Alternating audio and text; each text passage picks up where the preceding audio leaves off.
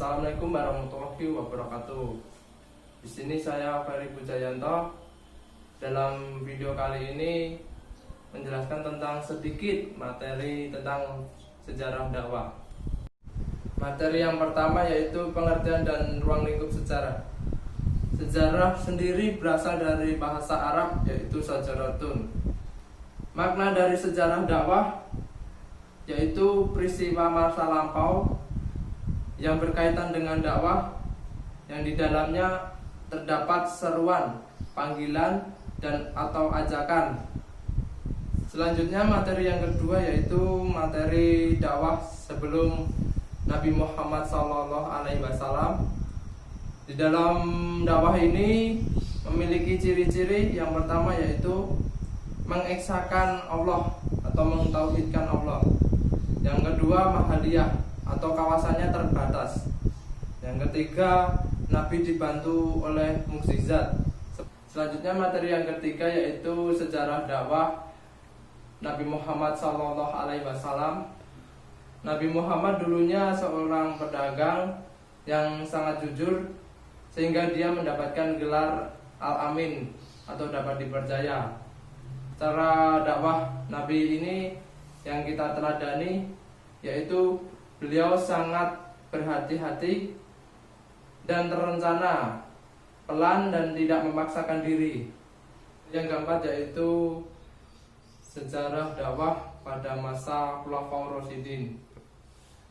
Pada masa Khulafaur Rasyidin ini terdapat 4 orang khalifah yang memimpin setelah Nabi Muhammad SAW wafat. Keempat orang ini bernama Abu Bakar As-Siddiq, Utsman bin Affan, Umar bin Khattab, dan Ali bin Abi Thalib. Selanjutnya pada materi dakwah pada dinasti Bani Umayyah.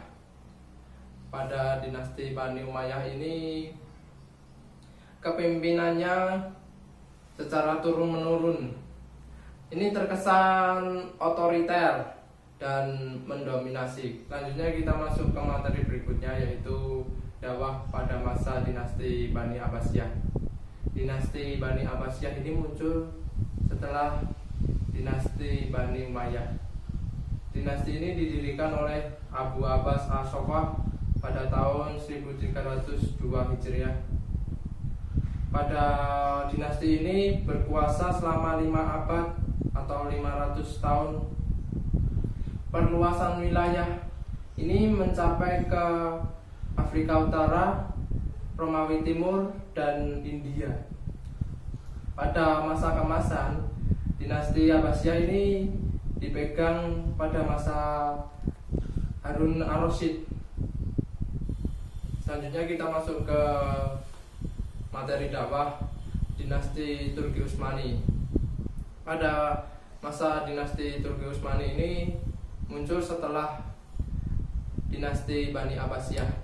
Pada dinasti Turki Utsmani ini memerintah selama 7 abad atau 700 tahun dengan 38 sultan. Mengalami masa kejayaan pada masa Sultan Muhammad Al-Fatih. Runtuhnya dinasti ini karena wilayah kekuasaannya yang sangat luas, lemahnya penguasa, dan stagnan pendidikan. Lalu kita masuk ke dakwah di Asia Tenggara. Di Asia Tenggara sendiri cara berdakwah ada 3 kata kunci yaitu ramah, damai, dan toleran. Islam masuk ke Asia Tenggara tidak dengan cara perperangan, tetapi lebih ke arah perdagangan dan pernikahan. Lalu kita masuk ke dakwah Wali Songo. Wali Songo berhasil dan mampu menjadikan Indonesia rakyatnya bermayoritas beragama Muslim dengan segala metode dakwahnya. Ciri dakwah Wali Songo yaitu secara bertahap. Selanjutnya ke materi dakwah Afrika dan Cina. Di Afrika sendiri kondisi benua Afrika lebih luas 3 kali benua Eropa.